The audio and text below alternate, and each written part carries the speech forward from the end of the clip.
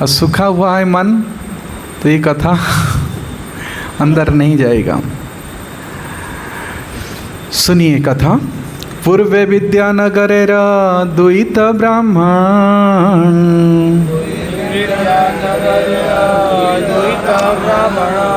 तीर्थ करिवारे दुहे करिला गमना।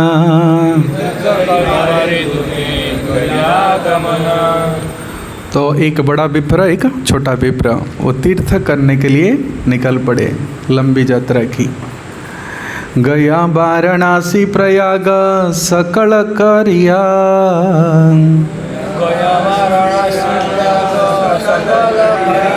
मथुरा ते आइला दुहे आनंदित हया।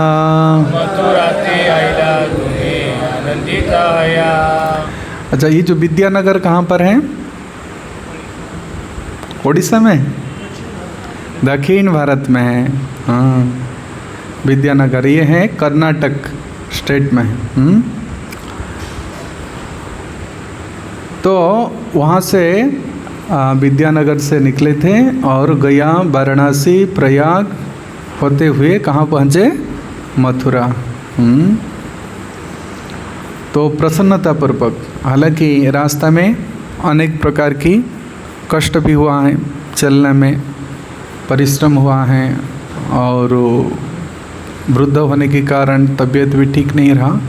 लेकिन ये जो युवक विप्र था तो उन्होंने बहुत सेवा किया, इसलिए कह रहे कि प्रसन्नतापूर्वक पहुँचे। उनको इतना यात्रा की, तीर्थ यात्रा की कष्ट अनुभव नहीं हुआ। वन यात्राय वन देखी देखे गोवर्धना,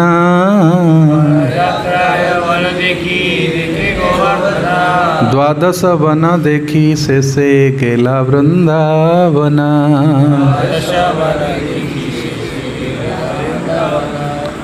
तो मथुरा में पहुंच करके पहले उन्होंने कहाँ गए? वृंदावन। वृंदावन वो स्थान है जहाँ पर नव काननम, न कानन है और द्वादश वन है इंक्लूडिंग वृंदावन। पूर्व दिशा पर कितना? 5 और पश्चिम दिशा पर 7। तो द्वादश वन की दर्शन किए और गोवर्धन पर्वत भी आए। तो वृंदावन में पहुंच करके सब लोग आनंद के अनुभव करते हैं, तो उनको भी इस प्रकार हुआ।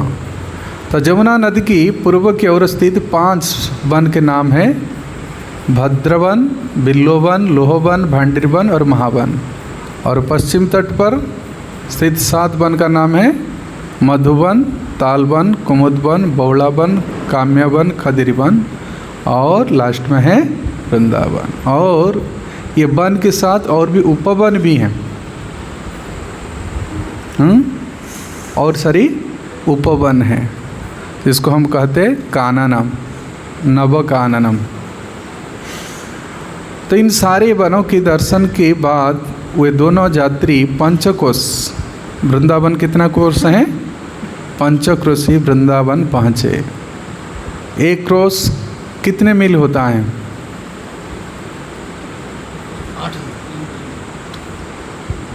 1 कोस, 1 योजन,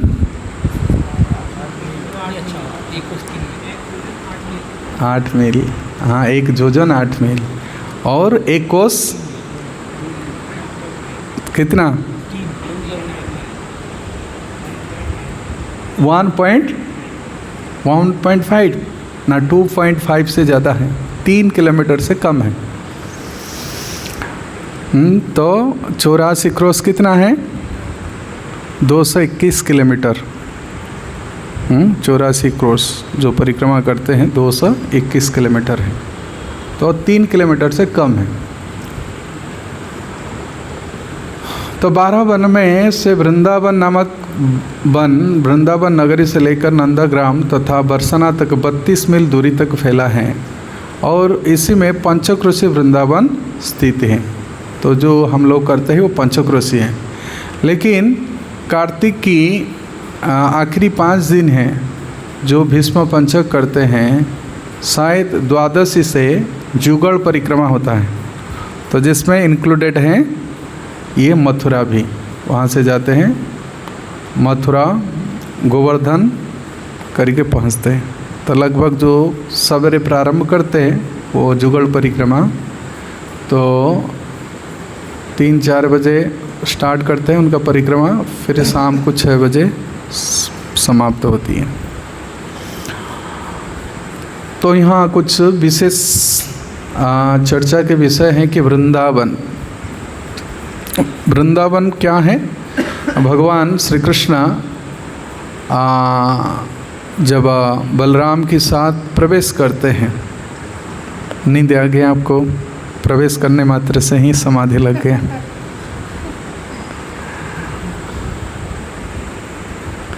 वृंदावनम संप्रवेश्य सर्वकालम सुखावहम। तो वृंदावन में प्रवेश करने मात्र से सर्वकाल सुखावहम, और सभी ऋतुओं में सुख प्रदान करने वाले ये वृंदावन। और वृंदावनम गोवर्धनम जमुना पुलिनानि च। तो गोवर्धन, जब भगवान श्री कृष्ण और बलराम छकड़ा पर बैठे हुए हैं और दोनों माताएं ने पुत्रों को गोद में बैठाए हैं, रोहिणी और जसोदा। तो जसोदा की गोद में बलराम है और रोहिणी की गोद में कृष्ण है, लेकिन एक छकड़े पर वो बैठे हुए हैं।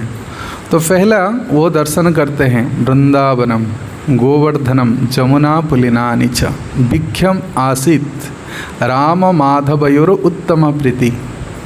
तो कृष्ण और बलराम को बहुत आनंद के अनुभव हुआ। तो उस समय गोवर्धन पर्वत की तलहटी में झरनाएं बहती थी, स्वच्छ जल,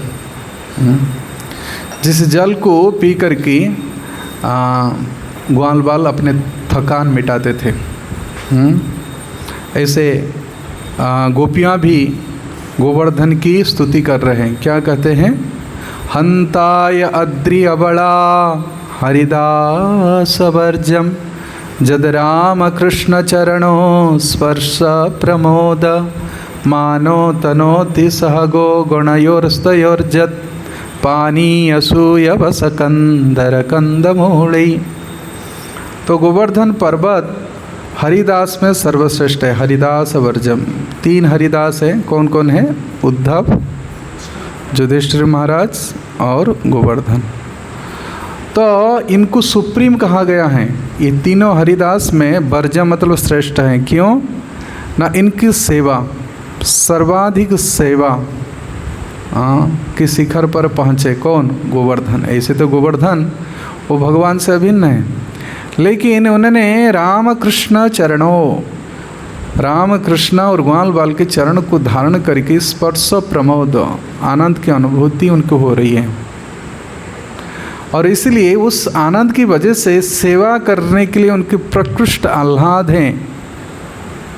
क्या दे रहे हैं ना? बच्चे जब बछड़े चराते हुए वो ऐसे छोड़ देते थे, स्वच्छंद विहार, कोई चिंता नहीं, कोई टेंशन नहीं है, क्योंकि हरी हरी घास खाते हैं बछड़े, चल गए।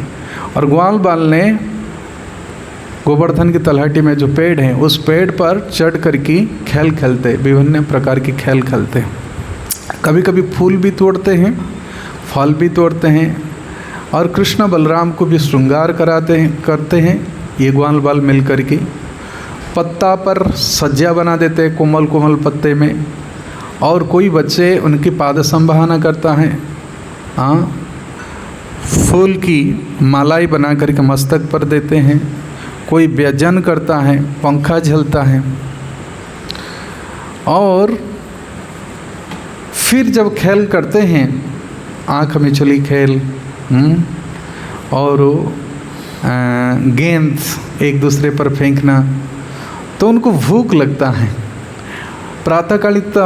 प्रातःकालीन जो केलवा है इसको ब्रेकफास्ट कहते हैं, ब्रजभाषा में इसको कहते हैं केलवा। तो केलवा करने के बाद फिर खेलते खेलते जब भूख लगती है, तो भोजन तो समाप्त हो चुका है, तो फल तोड़ते हैं। और गोवर्धन की तलहटी में जो स्वच्छ मिनरल वाटर है, जिसको हम कह सकते हैं स्वच्छ जल, वास्तविक अभी तो नहीं मिल रहा है मिनरल वाटर, पैकेट का जल है पैकिंग जल, सड़ा हुआ जल। वास्तविक हम लोग वहाँ अनुभव किए कि मिनरल जल का कितनी स्वाद होता है। हम लोग गए थे, मंगलोर गए थे, रजनी माता जी की वहाँ के फार्म हाउस है, तो गोविंद प्रभु भी कभी कभी आते हैं चौपाटी से, उनके घर में रुकते हैं। तो हम बरसात के दिन में, जब ये निर्जला एकादशी के बाद ही बरसात शुरू हो जाता है वहाँ, तो वहाँ ऐसे जल बह कर के आ रहा था पहाड़ी से, और अंजलि भर करके हम लोग पिए। और भी ब्रज में एक स्थान है, उसका नाम क्या, बरसना से 12-13 किलोमीटर, सेव गांव, उसका नाम है सेव गांव। तो वहाँ घनश्याम बाबा का तपस्थली है। तो वहाँ परम पूज्य राधा गोविंद महाराज भेजे थे कि जाओ वहाँ पर गौशाला बना करके भक्ति भूषण और हमको कि ब्रजवासियों को ट्रेनिंग दो, सिखाओ उनको कैसे ऐसे गोबर खाद से खेती किया जाता है। तो हम बरसात में रुके थे। तो बरसात के बाद वो झरना से जब जल बहने लगा, तो ब्रज में प्राय तो सब जगह खारा पानी है, लेकिन उस स्थान में इतनी मीठी पानी था, वो हैंडपम्प से और कुएं से भी मीठा पानी, बहुत मधुर पानी निकलता है जल। तो हम इसको भी पिए मुँह लगा करके। तो ऐसे अनुभव होगा कि जो झरना की जल कितनी स्वच्छ है, उसमें कितनी प्रकार के मिनरल्स जो शरीर को पुष्ट करता है, भूख को भी मिटा सकता है, भूख नहीं लगेगी। तो इसलिए गोवर्धन पर्वत उस ग्वाल बाल को क्या पानीय के रूप में उनके जल प्रदान करता था। पानीय सूया, सूया का मतलब है सॉफ्ट ग्रास, बहुत कोमल कोमल घास, जिसको बछड़े बगाई चरने के लिए उनको बहुत आनंद का अनुभव होता है। तुरंत ये करता है, जगुली करने के लिए उनको बहुत इजी होता है बैठ करके। तो पानीय सूया अपने घास को भगवान की चरण स्पर्श से इतनी कोमल हो गया, उनकी शरीर में इतनी रोमांच हो रहा था, तो घास भी कोमल हो गया। पानी असूय बसकंदर मतलब गुफाएं, पहाड़ की गुफाएं। हम लोग वहाँ जो घनश्याम बाबा का गुफा था, हम इसके अंदर घुस गए। 6 लोग थे, केशव मुरारी भी था और कदम ये भी था, कदम प्रभु। तो हम लोग 6 लोग गए थे समर वेकेशन में। मैं उस समय गोवर्धन में था, स्कूल में पढ़ाई कर रहा था। तो श्याम सुंदर प्रभु थे, परम पूज्य राधा गोविंद महाराज की भतीजे। तो वहाँ जा कर के हम एक अध्याय भागवत पाठ की। बाहर बहुत गर्मी था, परंतु अंदर जब गए तो इतनी शीतलता का अनुभव हुई वहाँ। तो इसी प्रकार गोवर्धन पर्वत उन ग्वाल बालों को गुफाएं, बस शीतल हवा, शीतल जल और रूट्स, कंदमूली ये प्रदान करता था। तो इसलिए कहते वो हरिदास वर्जम, वो श्रेष्ठ हैं, हरिदास में सेवक में श्रेष्ठ हैं। तो भगवान कृष्ण को देख कर की, गोवर्धन को देख कर की, वृंदावनम गोवर्धनम जमुना पुलिनानि च विख्यम आसित राम माधवयोर उत्तम प्रीति। राम, बलराम और माधव, लक्ष्मी के साथ इतने उनको आनंद का अनुभव नहीं होता है जितने ग्वाल बाल के साथ, गोवर्धन के साथ, जमुना में। तो भगवान की स्वच्छंद विहार है। इसलिए जो लोग वृंदावन में प्रवेश करते हैं उनको भी आनंद की अनुभूति होती है, क्योंकि चिन्मय धाम है। आनंद चिन्मय सदुज्ज्वल विग्रहस्य, उनके विग्रह भी आनंदमय हैं, उनके धाम भी आनंदमय हैं। और एक है ना आनंद नहीं, प्रतिभा विस्ताभिस्ताभिर्ज एव निज रूपतया कला भी। गोलोक एव निवसति अखिलात्मभूत गोविंदम आदि पुरुषम तमहं भजामि। तो इसमें कोई माया की प्रवेश नहीं है, इसलिए चिन्मय है, चित्तमय है, चेतनामय है। हमारी चेतना को माया ने ढक दिया है, लेकिन धाम चिन्मय है। क्यों? धामना स्वेन सदा निरस्तकुहकं सत्यम परम धीमहि। निरस्त कुहुकम, कुहुकम मतलब माया, निरस्त हो जाता है, यहाँ प्रवेश नहीं कर सकती है माया। 3 गुण के बिल्कुल प्रभाव नहीं होता है। तो इसलिए जो भक्ति गुण से मुक्त हैं वो आपको समर्थ करा सकता है वो धाम में। निर्गुणमय भक्ति करने से वो धाम में प्रवेश कर सकते हैं। तो निर्गुणमय भक्ति जब तक नहीं होती हैं तो व्यक्ति की अनुभूति नहीं होती है कि धाम के आनंद कैसे हैं। वो सदा आनंद, कभी दुख नहीं है, कभी चिंता नहीं है, क्योंकि भगवान की सतत स्मरण होता है। जय श्री श्री राधा माधव की जय, श्री श्री गौनिताय की जय।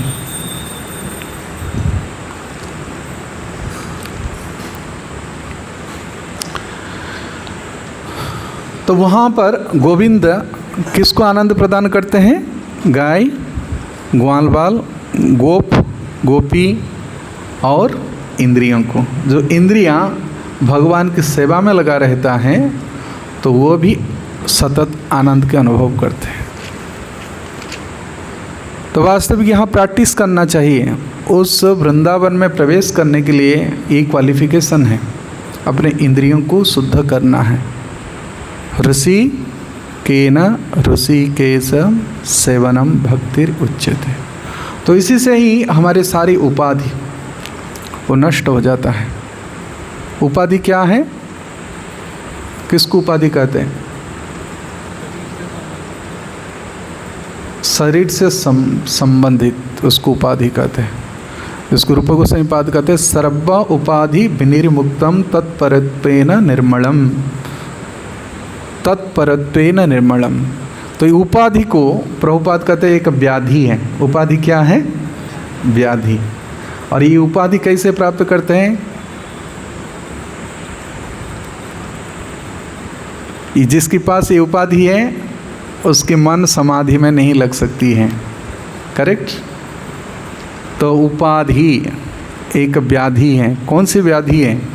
भोगैश्वर्य प्रसक्तानम तया परोत चेतसम व्यवसायत्मिका बुद्धि समाधो न विधीयते। तो उसकी बुद्धि सम नहीं हो सकता है, समाधि। जब तक उपाधि है, उपाधि मतलब मैं एक भोक्ता हूँ और हर वस्तु मेरी भोग के लिए है, मैं कंट्रोलर हूँ। यही उपाधि लेकर के जीवात्मा बहुत दिन से चल रहा है, कंट्रोलर एंड एंजॉयर। ये फीलिंग के साथ हम लोग संसार में डीलिंग करते हैं। इसमें कोई प्रेम नहीं है, कोई मोहब्बत नहीं है। सब कंडीशन पर है कि सब चीज़ मेरी भोग के लिए हो और मैं सब चीज़ को कंट्रोल करूं। तो इस व्याधि से बचने के लिए, मुक्त होने के लिए इंद्रियों को भगवान की सेवा में लगाना चाहिए। इसलिए वृंदावन में ब्रजवासियों ने सतत भगवान की सेवा में लगे हुए हैं, उनकी वाणी, उनकी मन, उनके शरीर। तो इसलिए सब कुछ चिन्मय होने के कारण वो नित्य ही वृंदावन में निवास करते हैं। वृंदावन ऐसे स्थान है, प्रभुपाद कहते हैं, where the everyone engaged in Krishna service, that is called Vrindavan. तो जहाँ पर ऐसे वातावरण है वो भी वृंदावन है। इसलिए प्रभुपाद कहे कि मैं इस मंदिर के निर्माण किया क्योंकि स्त्री विग्रह की सेवा में जुक्त रहना चाहिए। और गुरु की प्रधान ये कार्य है, शिष्य के कल्याण के लिए क्या करते हैं? श्री विग्रहाराधन नित्यनाना श्रृंगार तन्मंदिरमार्जनादो जुक्तस्य भक्तांस निजुंजतोपि वंदे गुरु श्री चरणारविंदम। तो युक्त करते हैं आराधना करने के लिए, कि आराधना करने से चित्त सम होता है। फिर सम जब चित्त हो जाता है, इसको कहते हैं समाधि, दैट इज कॉल्ड ट्रांस। इसमें स्वप्न में भी वो भगवान की चिंतन में लगा रहता है। उनकी इंद्रियां, उनकी मन, उनकी बुद्धि एक क्षण के लिए कृष्ण के विस्मरण नहीं होती है। संसार के आकर्षण, हाँ, जो ऐश्वर्य है उसको आकर्षित नहीं कर पाता है। तो ये अवस्था को कहते हैं ट्रांस। तब इसको कहते हैं पूर्ण मुक्ति है। जीव की पूर्ण मुक्ति क्या है? इस उपाधि से मुक्त होना है। और भगवान के धाम वो द्वंद्व से भी मुक्त है। करेक्ट? भगवान के धाम द्वंद्व से मुक्त है। उसमें ड्युअलिटी नहीं है, उसमें कपटता नहीं है। कपट व कुहुक व माया है जहाँ ड्युअलिटी पैदा करता है।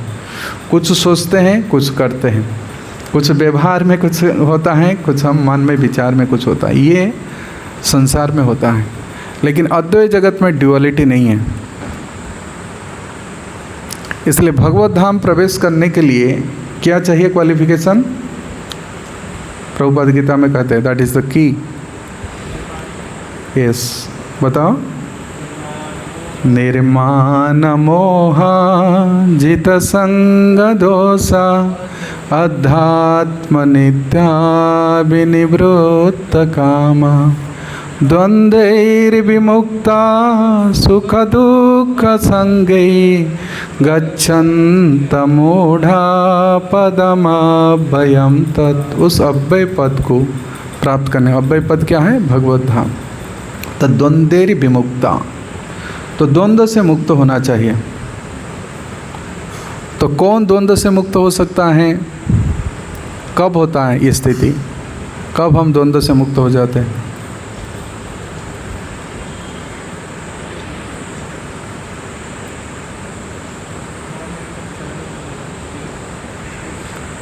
गीता में है, हाँ? क्या करने से द्वंद्व से मुक्त हो जाते हैं? उसमें कहाँ है द्वंद्व? हाँ, द्वंद्वातीत विमत्सरा, हाँ ये भी है। और एक पर्टिकुलर श्लोक है, निर्द्वंद्व। ये है, कनेक्टेड है, लेकिन क्या करने से द्वंद्व से मुक्त हो जाते हैं? बहुत कॉमन श्लोक है। जे संतु अंतगतं पापम जनानं पुण्यकर्मणं ते द्वंद्व मोह निर्मुक्ता। द्वंद्व से और मोह से मुक्त हो जाता है। जे संतु अंतगतं पापम, जो पाप को अंत कर चुका है वो द्वंद्व से मुक्त हो जाता है और मोह से भी मुक्त हो जाता है। द्वंद्वैर विमुक्ता सुख दुख संगै गच्छन्ति। तो पाप को कैसे नष्ट करेंगे? कहते जो पाप से मुक्त हो गया है वही द्वंद्व से मुक्त होगा। तो पाप कैसे नष्ट होता है? हाँ, पाप कैसे नष्ट होगा? गीता में भगवान कह रहे हैं कि सर्वधर्मान परित्यज्य। और एक श्लोक है, वो तो भगवान नष्ट करते हैं, लेकिन साधक भी प्रयास करने से, हाँ, वो पाप से मुक्त हो सकता है। हाँ,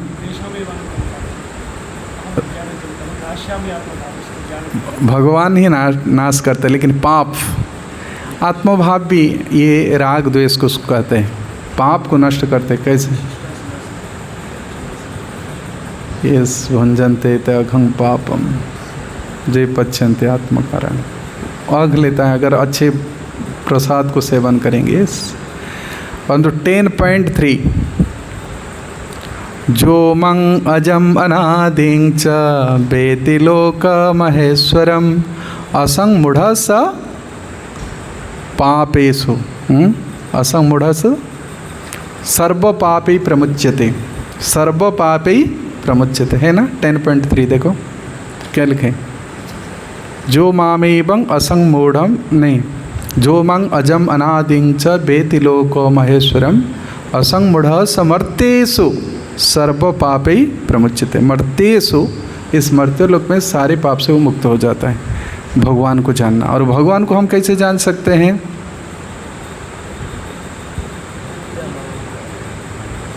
भक्ति से, भक्त्यामंग अभिजानाति। भगवान को किस रूप में जानना चाहिए? भक्ति से हम किस रूप में भगवान को जानना चाहिए? भगवान कहे अजम अनादिं च, और एक जगह है कि भगवान को इस रूप में हमको समझना चाहिए, तो फिर हम पाप से मुक्त होकर के अनंत सुख के अनुभव करते हैं। यस, भोक्तारम यज्ञ तपसाम सर्वलोक महेश्वरम सुहृदम सर्वभूतानम ज्ञात्वा मांग शांति मृच्छति। अनंत शांति केवल ही जानना चाहिए। तो प्रोसेस है कि जानने की ही विधि है। क्या करना चाहिए? तेषाम मच्चिता मद्गता प्राण बोधयन्तः परस्परम। तो इतना कार्य करने से भगवान की हृदय में अनुकंपा जागृत होता है। अरे ये लोग तो सतत प्रयास करते हैं श्रवण कीर्तन करने के लिए, इसलिए भगवान तुरंत ये कहते हैं कि तेसांग एवानु, तेसा मतलब उन लोग के ऊपर मैं कृपा करता हूँ। कौन? तेसाम सतता जुक्तानाम भजताम प्रीतिपूर्वकम। तो प्रीति से कौन भजन करता है? पहले ज्ञान से भी भजन होता है, लेकिन प्रीति के भजन नहीं है। पहला होता है ज्ञान की भजन, अहं सर्वस्य प्रभव मत्त सर्व प्रवर्तते इति मत्वा भजन्ते मां बुद्धा भाव समन्विता। बुद्धि से युक्त होकर के वो भजन करता है। लेकिन जब सतत मच्चिता मद्गता प्राणा बोधयन्तः परस्परम कथयन्तस्य मां नित्यम तुष्यन्ति, उसमें प्रीति हो गया, उसको सर्टिफिकेशन मिल रहा है।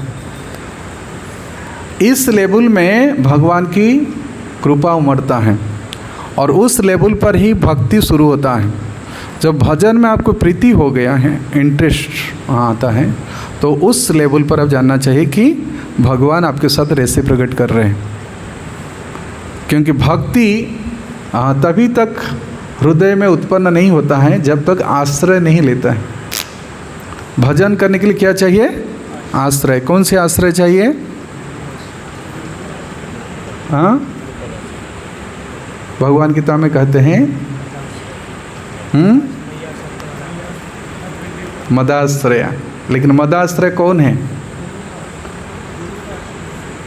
दैवीं प्रकृति आश्रिता भजन्ते अनन्य मनसो ज्ञात्वा भूत्वादि अव्ययम महात्मानं स्तमं पार्थ दैवीं प्रकृति आश्रिता। दैवी प्रकृति को धारण करने वाले गुरु होते हैं और श्रीमती राधा रानी, उनके आश्रय लेकर के ये तत्व को जानने वाले, उनके आश्रय लेने से भजन होता है। क्योंकि वो जो दैवी प्रकृति है आपके हृदय में आनंद प्रकट करती है, इसलिए हलादिनी शक्ति है। राधा रानी कौन है? हलादिनी शक्ति है। तो भक्ति जब शुरू होता है तो इसको कहते हैं सुसुखम, बहुत सुख है। इसलिए वृंदावन में बहुत गर्मी होता है और बहुत ठंड भी पड़ता है, लेकिन बहुत लोग वहाँ घर बना लेते हैं। हाँ, कुछ लोग भी जगह खरीद करके, कुछ लोग फ्लैट ले करके, लेकिन वृंदावन में टिक नहीं पाते। गर्मी के समय तुरंत चंडीगढ़ आ जाते हैं, जहाँ कुल्लू मुलानी भी चल जाते हैं, कभी कोई हरिद्वार चल जाता है। कभी तो बहुत गर्मी है, नहीं तो एसी कूलर लगाते तो रह जाते हैं, फिर भी उनका मन नहीं लगता है यहाँ। करेक्ट? क्यों? इसलिए प्रभुपाद बोलते हैं कि वृंदावन जाने के लिए आपका ये इनफ नहीं है कि आप टिकट खरीद करो, हाँ दिल्ली में बस पकड़ लो और वृंदावन पहुंच जाओ, मथुरा स्टेशन उतर जाए ट्रेन पकड़ के। नहीं, वृंदावन में प्रवेश करने के लिए व वृंदावन में रहने के लिए क्या क्वालिफिकेशन चाहिए?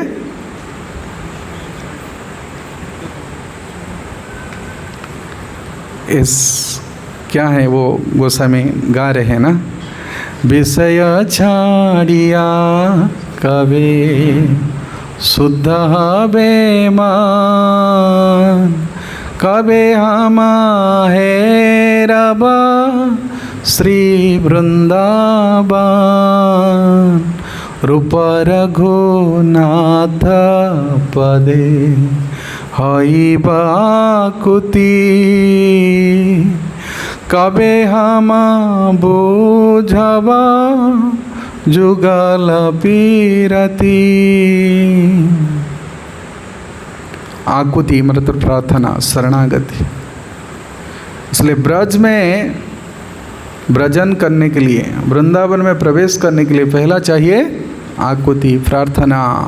तिष्ठन् ब्रजे तदानुरागी ब्रजानुगामी। अनुगामी जो ब्रज की विभूति हैं, जिनकी हृदय में ब्रज हैं, कुछ तो ब्रज को लेकर के ब्रज में ही रहते हैं और कुछ ब्रज को लेकर के विचरण करते हैं। भगवद विधा भगवता तीर्थभूता स्वयं विभु तीर्थि कुर्वन्ति तीर्थानि स्व अंतस्तेन गदाभृता। उस धाम को लेकर के, भगवान को लेकर के सर्वत्र विचरण करते हैं। वो तो असली धाम है, उनके हृदय ही धाम है और वहाँ पर सतत भगवान निवास करते हैं। साधवं हृदयं मह्यम साधुनं हृदयं तोह्यम मद अन्यन्ते न जानन्ति नाहं मनक अपि नाहं तेभ्य मनक अपि। उसके सिवा मैं कुछ भी नहीं जानता।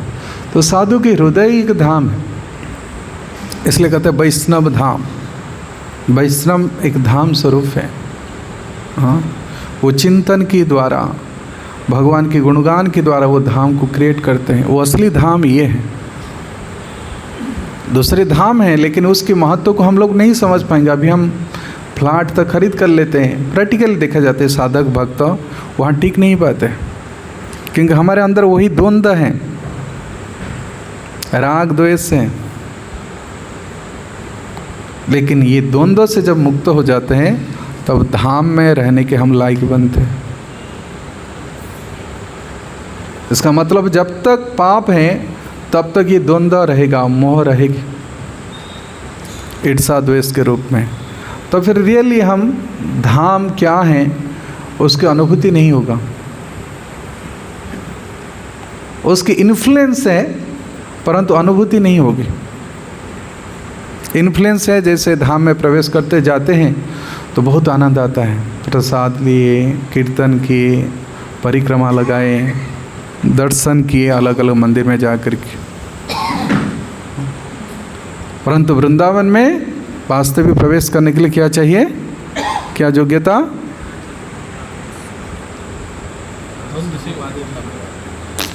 अभी तो ये कब छूटेगा? प्रयास करके छूट जाएगा। इन प्रेमी भक्तों के आश्रय लेने से, उनकी कृपा से मिलता है। प्रभुपाद की कृपा से हम लोग वृंदावन जा पाते हैं, नहीं तो पहले कितने लोग जाते थे आप बताइए। यहाँ भी चंडीगढ़ के लोग थे, दिल्ली के लोग थे।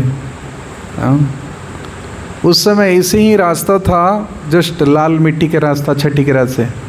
और 5:30 बजे के बाद कोई टट्टो वाला फटफटी वाला नहीं लेके जाएंगे। सरपा हॉस्पिटल के पास इतनी गुंडागर्दी होता था, कभी कभी मर्डर भी हो जाता था। इसलिए सूर्यास्त होने के बाद कोई टट्टो वाला एग्री नहीं होंगे, सब अपने घर चल जाएंगे। कोई यात्री नहीं मिला। पहले पूछते थे कितने वाहन हैं आप लोग, मैं सोचता वाहन ना, सवारी कितने हैं, कितने सवारी हैं आप लोग। हम उड़ीसा से आए थे, पता नहीं कि सवारी का मतलब क्या होता है। सवारी मतलब पालकी जिसको बोलते हैं, कि कितनी सवारी है। तो उस समय 3 रुपया ना, हाँ 3 रुपया था पर पर्सन। वहाँ से वो लेके आते थे ऑटो। पैसा बाद के तो उतना नहीं था। अभी जितना भीड़ उमड़ता है वहाँ दिन पर दिन, ये सब संतों की कृपा है जो आकर्षित करते हैं, जो प्रचार करके धाम की ओर लेके जाते हैं। तो यहाँ पर ये जो दो विप्र जा रहे हैं वृंदावन तीर्थ भ्रमण करके, तो देखा जाए तो ये बड़ा विप्र का जो सुकृति था वो सुकृति फलीभूत हो रहा है। कहते ना जैसंग अंतगतम पापम, पाप के अंत कैसे होता है? कैसे आप समझेंगे कि मेरे पाप का अंत हो गया है? यस, जब आप दृढ़ता से भजन करते हैं। तो श्रीमद् भागवतम में है कि दृढ़ व्रत से भजन कब होता है?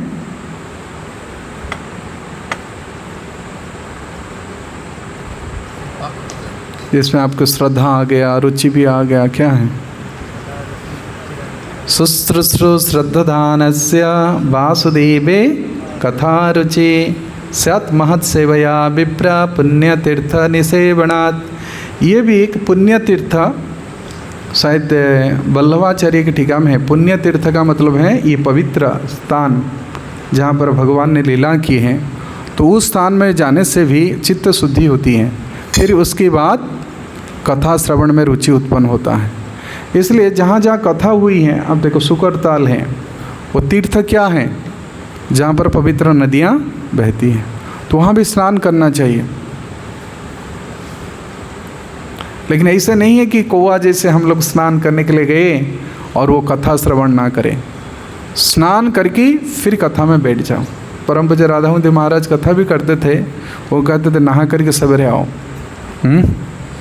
सवेरे नहा करके जाते थे, कीर्तन करके फिर नहा के आते थे। कम से कम 2 टाइम तक गंगा स्नान हो जाता था, प्रसाद और फिर कथा।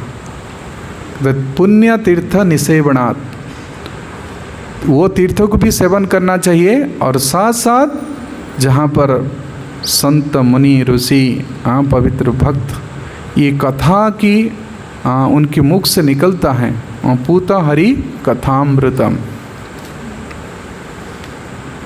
ये पवित्र कथा है। लेकिन विषयी लोगों से नहीं सुनना चाहिए पवित्र कथा। ये पवित्र कथा उनकी मुख से सुनना चाहिए जिसकी प्रभाव पड़ेगा। किसकी मुख से सुनना चाहिए? इसका तुरंत प्रभाव पड़ता है हृदय में। कौन? निवृत्ततर्षैरुपगीयमानात् भवसधि श्रुत्वा मनोभिरामात् कौत्तमश्लोकगुणानुवादात् पुमान् विरज्येत विना पशुघ्नन्। हाँ, जो निवृत्त तरस, समस्त प्रकार की चिंताओं से, एंजाइटी से, क्योंकि संसार में जो रह रहे थोड़ा हो व ज़्यादा हो सब एंजाइटी में हैं। सदा समद विघ्न धिया असद ग्रहात, क्योंकि धन मान जन की में तो सबकी चेतना फंसी हुई है बुद्धि, तो एंजाइटी रहेगा। जो जितना कम किया है अपना मन को, वो फंसावड़ी से थोड़ा से दूर रखा है, डिटैच रहा है। अर्थात कृष्ण की सेवा में जो जितना अटैच होता है वो फल्स चीज़ से, माया चीज़ से वो बच के रहेगा।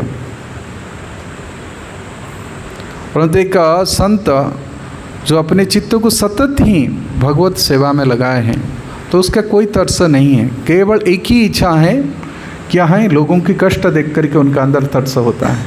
प्रहलाद जी को पूछे, भाई क्यों तुम्हारा अंदर भी फिर भगवान के भजन करे? हाँ हाँ हाँ, मेरा अंदर भी एक एंजाइटी है। वो क्या है? कहते ये इस प्रकार की तरसा और नहीं है। नैव द्विज पर दुरत्त या वैतरण्या तद्वीर्य गायने महामृतमग्न चित्ता। परंतु एक शोक है, चिंता है। सोचे तत् विमुख चेतसा इंद्रियार्थम माया सुखाय भार उद्वहनम विमूढ़ा। उन मूर्खों के बारे में सोच करके मेरी एक चिंता है, उन लोग को कैसे भक्त बना जाए।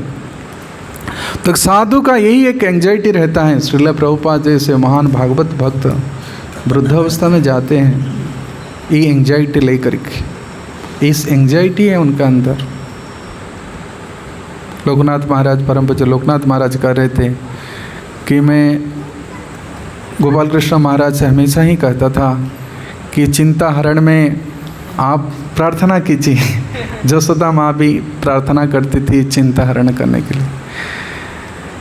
लेकिन महाराज वहाँ प्रार्थना करने पर भी चिंता हरण में और भी उनकी चिंता बढ़ती थी। कौन सी चिंता है?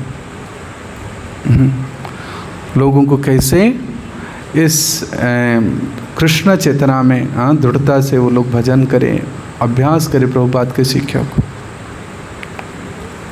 रियली महाराज भी अप्रिशिएट कर रहे थे परम पूज्य राधानाथ स्वामी महाराज।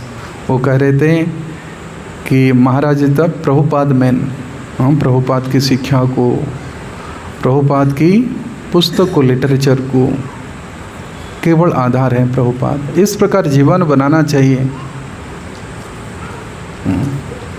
सतमुखरिताम भवदीय वार्तम, ये संत है, उनकी मुख से निकली हुई बात एक विप्लव पैदा करता है।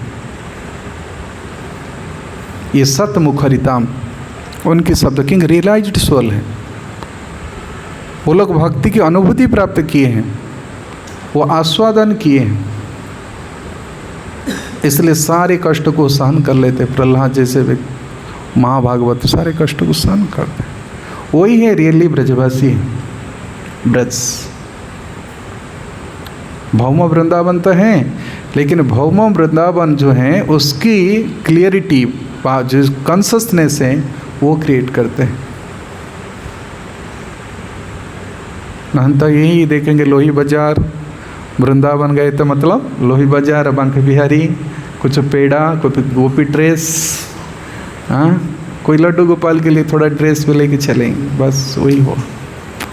लेकिन रियली वृंदावन है उस भक्तों की सानिध्य में रह करके इसको अनुभूति करना है। इसलिए आराधना मुख्य है, आराधना के लिए ध्यान भी मुख्य है। गोपियों ने आराधना की है, इसलिए ब्रज की भाव को आस्वादन कर रहे हैं। और चैतन्य महाप्रभु लालायित हैं, उन गोपियों ने किस प्रकार आराधना किए हैं, उस भाव को वो फिर ग्रहण करते हैं। तो ये है रियली वृंदावन। वृंदावनम संप्रवेश्यम सर्वकालम सुखावह, सभी समय आपको सुख दे सकता है, गर्मी में भी आपको सुख। क्योंकि भगवान कृष्ण जब थे तो वृंदावन में कैसे वातावरण होता था? ग्रीष्म ऋतु में, वर्णन है ना 10वें स्कंद के शायद 20वां अध्याय, बरसात और शरद की वर्णन। उसके पहला जो कौन सा अटबी है, मुंजा अटबी में आग लगता है ना गर्मी में। लेकिन यहाँ वर्णन है कि सुखदेव गोस्वामी कहते हैं को ग्रीष्म होने पर भी, बहुत धूप होने पर भी, परंतु बसंत ईव लक्ष्यते, बसंत जैसे हवा बहुत शीतल, सब जगह कुसुम, कुसुमाकरम, ऋतुनांग कुसुमाकरम, बसंत है जहाँ पर फूल ज़्यादा खिल जाता है।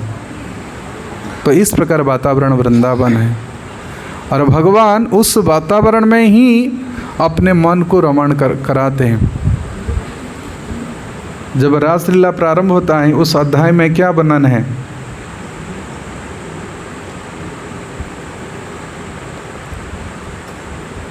शरत फुल्ल मल्लिका विख्यम आसित, क्या है पहला श्लोक? 29 अध्याय, 10th कांटो 29 अध्याय। आप देखिए उसका पहला श्लोक क्या है? 10वें स्कंद के पहला 29 अध्याय के पहला श्लोक।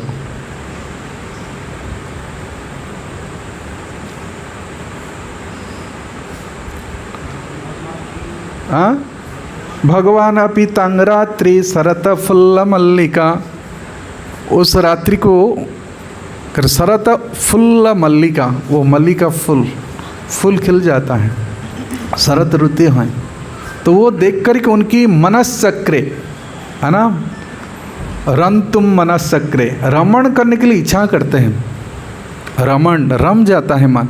हमारे कोई भी कार्य में मन नहीं रमता है, थोड़े समय के लिए, जैसे किसी कीर्तन में थोड़े बहुत रम गया, कुछ को अध्ययन में रम गया, किसी को श्रृंगार करने में रम गया, लेकिन फिर वो नित्य नहीं, 24 घंटा नहीं कर सकता।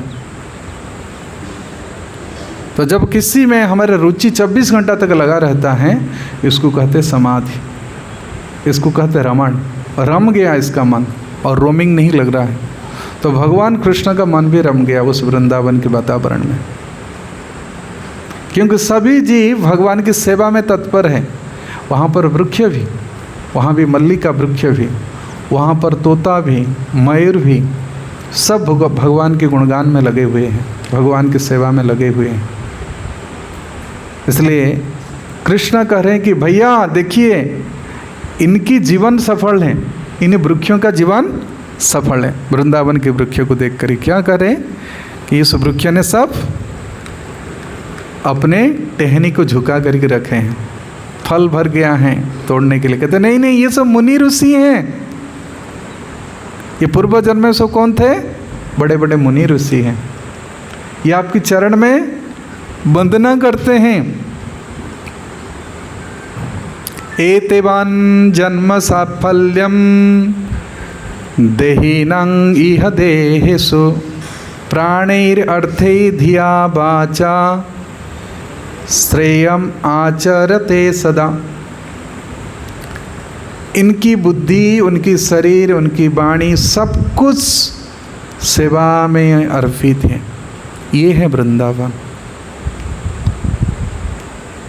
इनके जीवन सफल है, इनके शरीर प्राप्त करने का व इस देह धारण करने का जो लक्ष्य था वो प्राप्त कर लिए उनके जीवन। एतेवान् जन्म साफल्यम देहिनां इह देहेषु।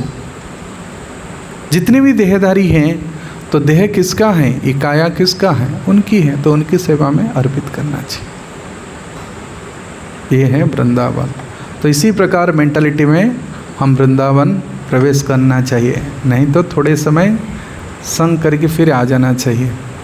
जैसे ये दोनों विप्र गए, वो रह पाए क्या? नहीं। लेकिन छोटा विप्र का सौभाग्य होगा क्या ना, वो सेवा करके, उस बड़ा विप्र की सेवा करके वो ठाकुर जी को उन्होंने बुला कर लाए। बड़ा विप्र तो सेवा लिया थोड़ा सा पुण्य प्राप्त हुआ, लेकिन ये इसकी सेवा करके जो प्राप्त किया था वही गोपाल को लेकर के आ गया। भगवान इसकी सेवा से प्रसन्न हो गए थे, सेवा से प्रसन्न। इसलिए प्रायोरिटी देना चाहिए सेवा। हम लोग सब विमुख हो चुके हैं, तो सेवा का प्रायोरिटी पहला क्या करना चाहिए? उन्मुख करना चाहिए। किससे? सेवन मुखे ही जिह्वादो स्वयं मेव स्फुरत्यद। फर्स्ट हम ट्राई करना चाहिए जिह्वा से, इससे ही हमारे द्वंद्व मिटेगा। जिह्वा से जब हम उच्चारण करते हैं भगवान के नाम, उस समय कोई चिंता नहीं होना चाहिए। तो देखो कितना द्वंद्व मिट जाता है। केवल नाम प्रति आप फोकस करो, एक लय में चले तो द्वंद्व मिटता है, पाप मिट जाएगा।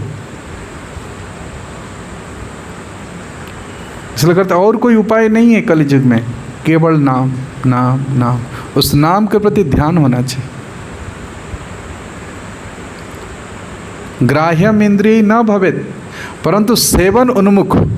नहीं नहीं, ये नाम ही सेवा है, मेरा यही सेवा है, इसको मैं ध्यान दो।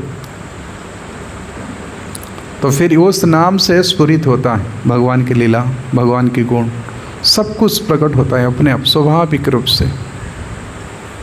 तन्नाम रूप चरितादि सुकृत आद्यो। क्या है? रसना मनसी स्मरित। तद्नाम रूप चरितादि सुकीर्तनानो।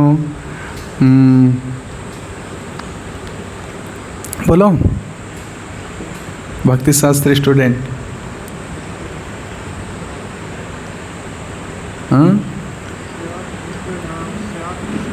चरितादि सुकीर्तनानो सीताप्त अविद्या पितोपतप्त रसना न रोचिकानो किंतु किंतु आदरात् अनुदिनम अनुसेव जुष्ट्यम। तो इसको हम सेवा में जुष्ट प्रयोग करना चाहिए।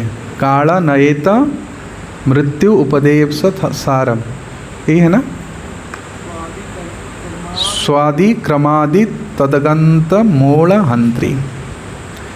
तो उसकी स्वाद जब अनुभव होगा तो अविद्या रूपी ये जो डंडी से अरुचि है वो अपने आप नष्ट हो जाएगा। तो ये है वृंदावन फीलिंग। तो उसी अवस्था में हम वृंदावन में नित्य निवास कर सकते हैं, मन से, शरीर से, वाणी से, सेवा को प्रायोरिटी देने से। That is Vrindavan. हरे कृष्णा कृष्णा कृष्णा हरे हरे, हरे राम राम राम हरे हरे। किसके कोई प्रश्न है? प्रभु जी कुछ समीक्षा, बंसीवर्धन प्रभु।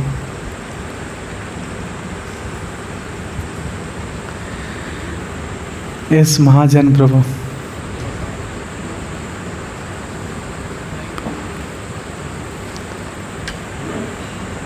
महाजन प्रभु हैं त्रयोदश महाजन। ये द्वादश महाजन थे, त्रयोदश महाजन। वो कभी क्लास छोड़ता नहीं है, ये महाजन के लक्षण हैं।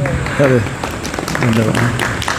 और ये ऐसा है, वृंदावन का दिव्य रम्य स्थान है, ये तो बोला गया है, परंतु आजकल का जो माहौल है वो इतना बिजी, रश, कमर्शियलाइजेशन, मंदिरों में जब जाते हैं तो धक्का पड़ता है। तो यानी कि वो जो चीज़ आप बता रहे हैं वो हमें प्राप्त नहीं होती, वो किस तरीके से प्राप्त की जाए? ऐसे षड् गोस्वामी अष्टकम में वृंदावन के बारे में वर्णन है ना, क्या है? नाना रत्न निबद्ध मूल बिटपा श्रीजुक्त वृंदावने। नाना रत्न निबद्ध मूल बिटप, बिटप का मतलब है वृक्ष। तो वहाँ पर रत्न सब है, ज्वेल है, वो जड़ के नीचे था। तो अभी वो सब जड़ कट गया, वृक्ष कट गया, तो सब रत्न निकले आकर सब महल बन गया। तो क्या करें? जो रत्न था कहाँ तक था? बिटप मुड़े, वृक्ष के नीचे था। तो अभी तो प्रकट हो गया ना महल के रूप में, क्योंकि वृक्ष सब कट रहा है।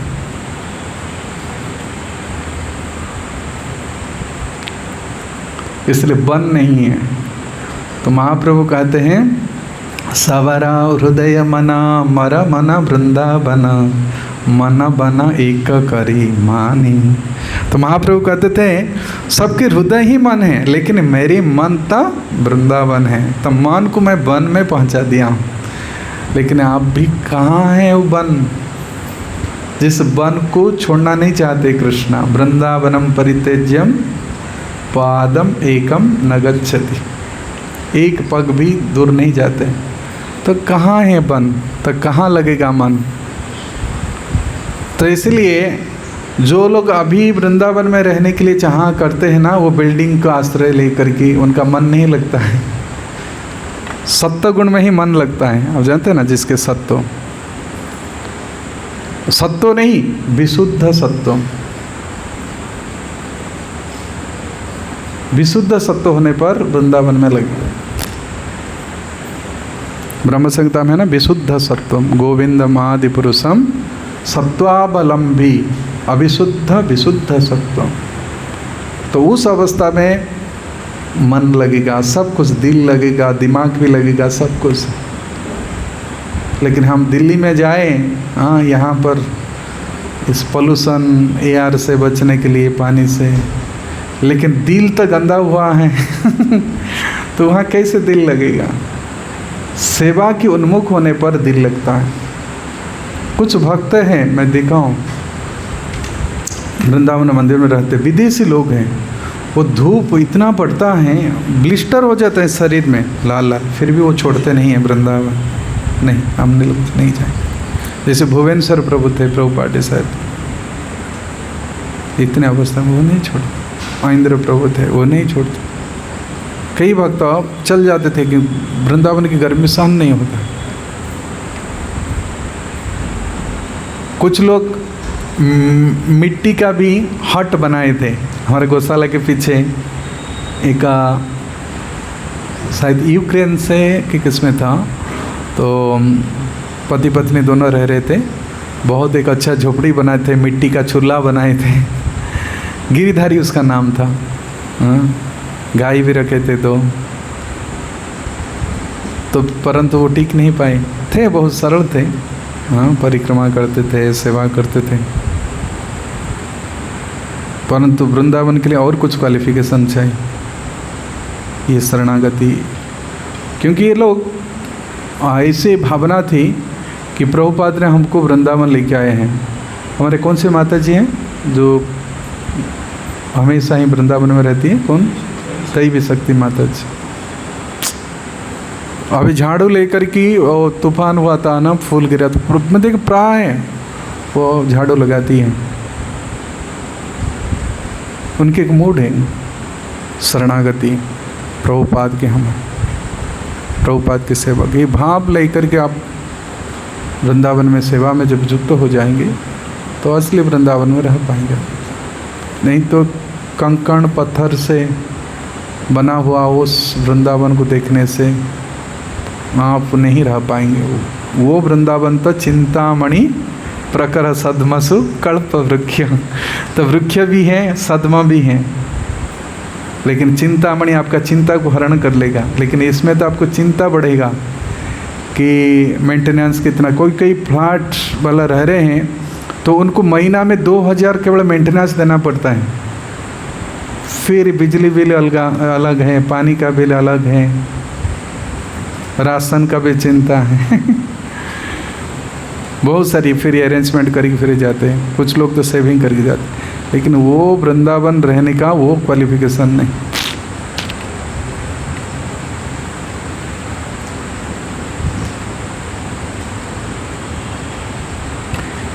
हमारे एक उड़ीसा में एक भजन गाते हैं चिंता चिंतामणि की, जगन्नाथ के भजन है, बहुत सुंदर भजन है। क्या है? कोठ भोग खिया मचका खिया उठा है पहंडी भांगे। उसके बाद है कहते चिंता चिंतामणि की चंदन लागी, चिंता चिंतामणि की। कहते इसको अभी समय हो गया चंदन लगाने के समय, तो चिंतामणि के चिंतन करो तो आपकी जो चंदन की जो शीतलता है वो अनुभव होगा। तो मन की चिंतन वो दृढ़ होना चाहिए वृंदावन में। हर कार्य को हम कृष्ण के चिंतन में लगाना चाहिए। तस्मात् सर्वेषु कालेषु मांग अनुस्मर युध्यते। सभी चीज़ एक्सटर्नली युद्ध हैं, हम संघर्ष कर रहे हैं, लेकिन मन को एक में लगाना चाहिए। ये कृष्ण के लिए ये फाइटिंग भी हो रहा है, जो भी हमारा कार्य हो रहा है केवल कृष्ण की प्रसन्नता है, लक्ष्य रखना चाहिए। इसलिए हमको कुछ परेशानी हो सकता है, कष्ट हो सकता है, बहुत बड़े बड़े बाण भी आ सकता है, वाणी की भी तिरस्कार भी आ सकता है, तिरस्कार की बाण आ सकता है, परंतु सहन करना है। ये है वृंदावन। तो देखिए जमुना तो नाली की पानी में भर गया, चलिए, और वृक्षलता तो नहीं रहा। हाँ, ब्रज धूलि के अंदर भी अब सब पक्का रास्ता हो गया, तो कहाँ चिंतन कर पाएंगे। केवल मन को सुंदर बनाना चाहिए, मन को वन बना देना चाहिए, तब फिर वृंदावन है।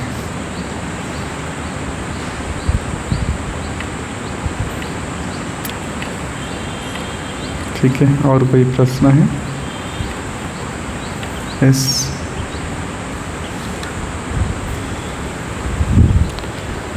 जी, जो नाम है, होली नेम्स हैं, उसको कैसे और अच्छे से कर सकते हैं? नाम को कैसे कर सकते हैं? गुरु महाराज को लास्ट क्वेश्चन कोई पूछा था, महाराज ने बोले नाम जितना आप अधिक करेंगे तो नाम के प्रति रुचि बढ़ेगा।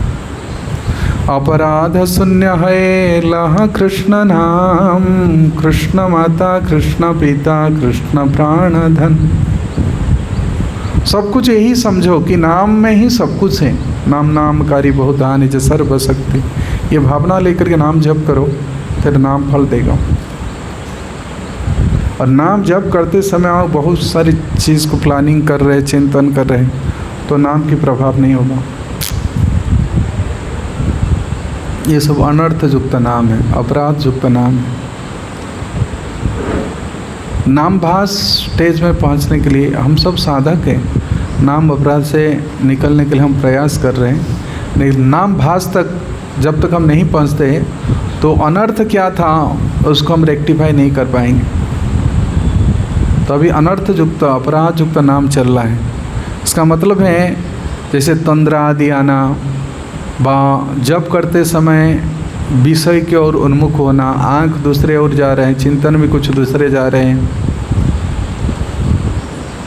तो इसी प्रकार विचार को, दूषित विचार को फिर धीरे धीरे हटाना चाहिए। शनै शनै रूप रमेद बुद्ध्या ध्रुति गृहीतया आत्मसंस्थं मनः कृत्वा न किंचित अपि चिंतयेत जतो जतो निश्चरति मनश्चंचलमस्थिरं ततस्ततो नियम्येतत् आत्मनैवं वशं नयेत्।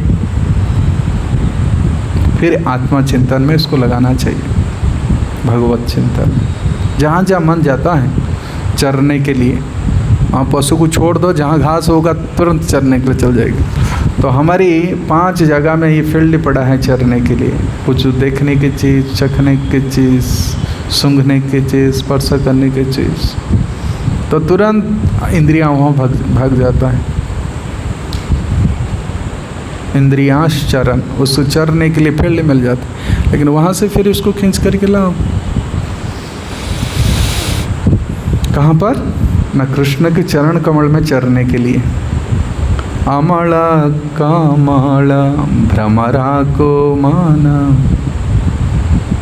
अमला कमला चरण को मना, भ्रमरा तो उड़ी जा रे, कमला सेवित कोमल चरणे निरंतरे भजुधारे। वो पद भी है, चंदन लागी समय चिंत चिंतामणि की। तो चिंतामणि को चिंतन करना चाहिए। वो भी लगा रहे हैं चंदन, लेकिन शीतलता अनुभव होगा जब आप चिंतन करेंगे। वो तो शरीर की शीतलता अनुभव हुई, लेकिन मन की शीतलता होता है भगवान के चिंतन से, भगवान के चिंतन। इसलिए चिंतन संपत्ति को बढ़ाने के लिए हमेशा ही श्रवण और कीर्तन ये चाहिए। श्रवणम कीर्तनम विष्णु स्मरणम। जो जितना अधिक श्रवण कीर्तन करता है उसके चिंतन अधिक बढ़ेगा। ये प्रोसेस है। जितने अधिक हम लोहे को आग पर रखेंगे तो क्या होगा? आग नहीं, लोहा आग बन जाएगा। करेक्ट? हाँ। तो श्रवण कीर्तन है भगवान के विषय में, श्रवण कीर्तनम विष्णु स्मरणम। कृष्ण के विषय में जितनी आप श्रवण करते रहे तो आपकी स्मरण रूपी धन प्राप्त होगा, बहुत बड़ा बैलेंस हो जाए। इसलिए इसको निरंतर करना चाहिए। डोंट मेक इट गैप, अंतर उसको पैदा मत कीजिए। हाँ चलो 1 घंटा सुनूंगा, नहीं, अधिक बढ़ाइए। और एक समय आ जाएगा कृष्ण कथा सुने बिना, उसके गान किए बिना रह नहीं सकते। जीवन में आतुरता होता है, तो इस अवस्था को आप जानना चाहिए। आप जीवन मुक्त हो गए और बंधन में नहीं है, उस कैद से बाहर निकल गए, जीवन मुक्त। इस अवस्था को कहते हैं समाधि। ठीक है। श्री चैतन्य चरितामृत की जय, श्रील प्रभुपाद की जय, श्रील कृष्णदास कविराज गोस्वामी पाद की जय, जुगधर्म हरि नाम संकीर्तन की जय, श्री श्री राधा माधव जी की जय, समवेत भक्त वृंद की जय, निताई गौर हरि प्रेमानंदे हरि हरि बोल।